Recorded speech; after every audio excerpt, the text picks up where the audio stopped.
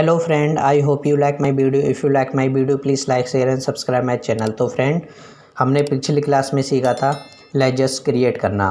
तो यदि आपको लेजेस की जो भी डिटेल्स चाहिए तो उसके लिए आपको क्या करना पड़ेगा, अकाउंटिंग इन्फो में जाना है और देन आपको लेजेस में जाना है। तो यदि हमें यह चेक करना कि जो हमने लेजेस क्रिएट किए थे वो हमें कहाँ पर शो होंगे, तो उसके लिए हमें डिस्प्ले में आना है।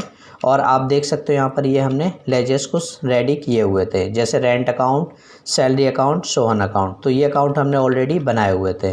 बैक आने के लिए मैंने आपको बताया था एस्केप की का यूज़ करेंगे, तो एस्केप की से आप बाहर आ जाएंगे उससे। तो आज हम सीखेंगे अकाउंटिंग वाउचर्स। तो सबसे पहले हम बात कर लेते हैं वाउचर्स क्या होता है। तो चलिए वाउचर्स समझ लेते हैं कि वाउचर्स क्या होता है। वाउचर्स एक प्रकार का प्राइमरी ऑनलाइन डॉक्यूमेंट होता है जो व्यवसाय के लेन देन को रिकॉर्ड करने के लिए उपयोग किया जाता है। इस डॉक्यूमेंट के माध्यम से हम बहुत सारे व्यवसाय के लेन देनों को रिकॉर्ड करते हैं, जैसे पेमेंट करना, रिसीव करना, सेल करना, परचेज़ करना इत्यादि। यह डॉक्यूमेंट मदद करता है व्यवसाय के लेन देन को रिकॉर्ड करने के लिए। तो फ्रेंड, आपने देखा वाउचर्स क्या होता है। अब हम सीखेंगे इसके अंदर सिंगल एंट्री सिस्टम का यूज़ करना क्या होता है, उसके बारे में थोड़ी सी डिटेल जान लेते हैं हम। सिंगल एंट्री सिस्टम यह वह सिस्टम होता है जिसमें हम डेबिट और क्रेडिट का उपयोग नहीं करते। यह ज़्यादातर छोटे व्यवसाय के लिए उपयोग किया जाता है, जिसमें एक लाइन में ट्रांजैक्शन को रिकॉर्ड किया जाता है।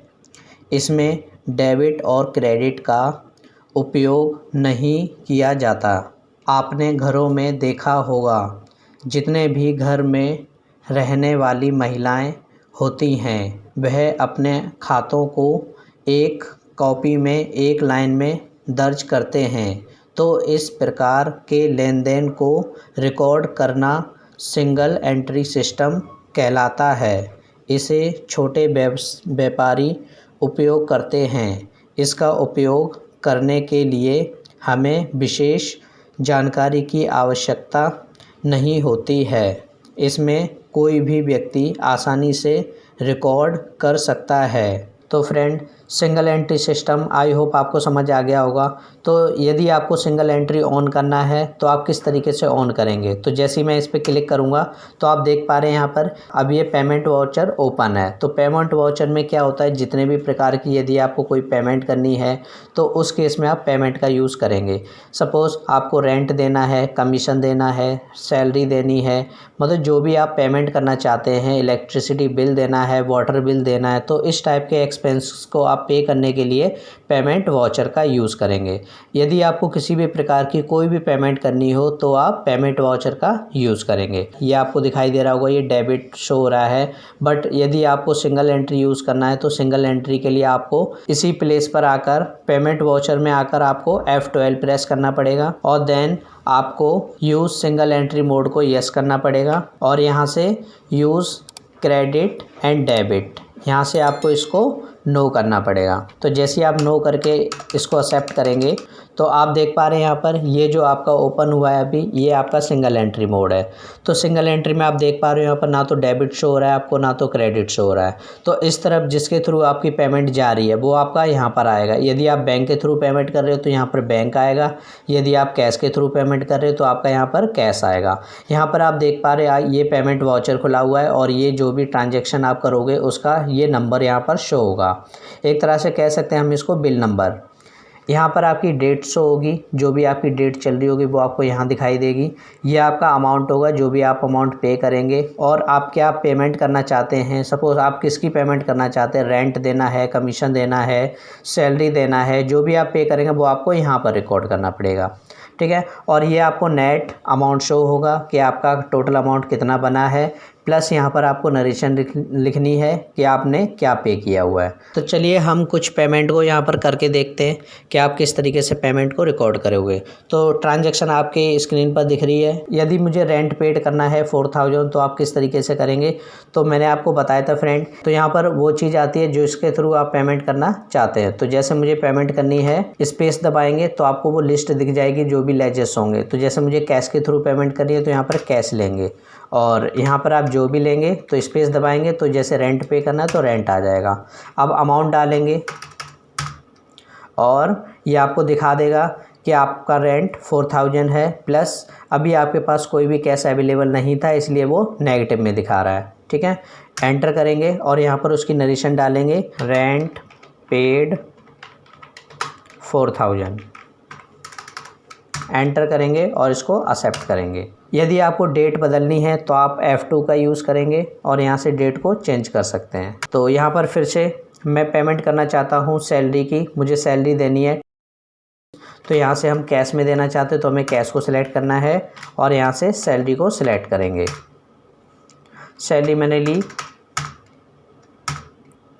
और यहाँ पर सैलरी पेड, यहाँ पर आपको नरेशन डालनी है और इसको एक्सेप्ट कर लेंगे। यदि हमको टी एक्सपेंस पे करने हैं तो आपको क्या करना पड़ेगा, यहाँ पे जिसके थ्रू आप टी एक्सपेंस पे करना चाहते हैं उसको लेंगे। जैसे मुझे कैश के थ्रू करनी है तो हम यहाँ से कैश लेंगे और यहाँ पर आपको टी को लेना है। तो आप देख पा रहे हो यहाँ पर टी का लेजर्स नहीं क्रिएट किया हुआ है मैंने। तो टी का लेजर क्रिएट करने के लिए आपको, यदि आप डायरेक्ट यहीं से क्रिएट करना चाहते हैं तो ऑल्ट सी का यूज़ करेंगे और यहाँ से टी एक्सपेंस के नाम से एक लेजर क्रिएट करेंगे, एंटर करेंगे। इसको इनडायरेक्ट एक्सपेंस में डालेंगे हम और इस लेजर्स को हम एक्सेप्ट करेंगे और यहाँ पर अमाउंट डालेंगे हम कितना टी एक्सपेंस पे करना चाहते हैं और इसको एक्सेप्ट करेंगे। नीचे यहाँ पर नरेशन डालेंगे और इस एंट्री को हम एक्सेप्ट करेंगे। यदि आप एक साथ बहुत सारी पेमेंट करना चाहते हैं तो यहाँ पर जिसके थ्रू पेमेंट करना चाहते हैं बोलेंगे। सपोज़ इस बार मैं पेमेंट करना चाहता हूँ बैंक के थ्रू, तो यहाँ पे ऑल्ट सी करके हम एक बैंक का लेजर क्रिएट करेंगे। तो जैसे मैंने बैंक का नाम लिया SBI बैंक,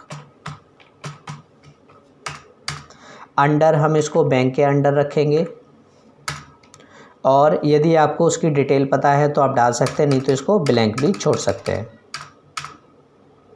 तो यहाँ से हम SBI को सिलेक्ट करेंगे और जो भी जिसके थ्रू भी आप पेमेंट देना चाहते हैं वो एक्सेप्ट करेंगे। जैसे रेंट देना है तो आप रेंट को एक्सेप्ट करेंगे, सैलरी देनी है तो आप सैलरी को एक्सेप्ट करेंगे और लास्ट में इसको ये चेक की डिटेल मांग रहा है तो यदि आपको पता है तो आप डाल सकते हैं यहाँ पर, और यहाँ पर हम उसकी डिटेल को जो भी आप नरेशन देना चाहते हैं वो हम नरेशन डालेंगे। यदि आपको यह चेक करना है कि जो भी हमने ट्रांजैक्शन की हुई है वो कहाँ पर दिखाई देगी, तो उसके लिए आपको एस्केप की का यूज़ करना है। उससे बाहर आएंगे और यहाँ से आपको जाना है डिस्प्ले में और यहाँ से आपको जाना है डे बुक में। तो आप देख पा रहे हैं यहाँ पर ये हमने कुछ ट्रांजैक्शन को रिकॉर्ड किया हुआ है। तो ये जो ट्रांजैक्शन है वो 2 अप्रैल 2021 की शो हो रही है। यदि आपको सारी ट्रांजैक्शन देखनी है तो ऑल्ट F2 यूज़ करेंगे और यहाँ से जहाँ तक ट्रांजैक्शन को आपको देखना है वो आप डालेंगे। सपोज़ मैं देखना चाहता हूँ 1 अप्रैल टू 2 अप्रैल,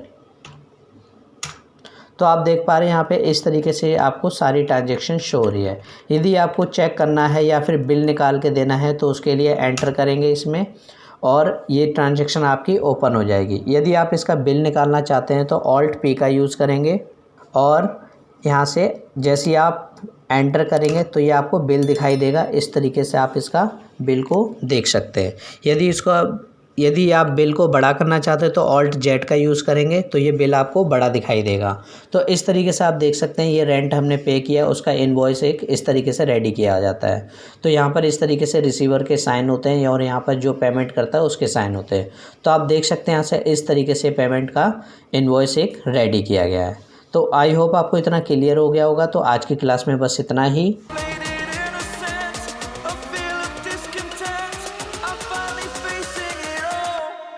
Fearless.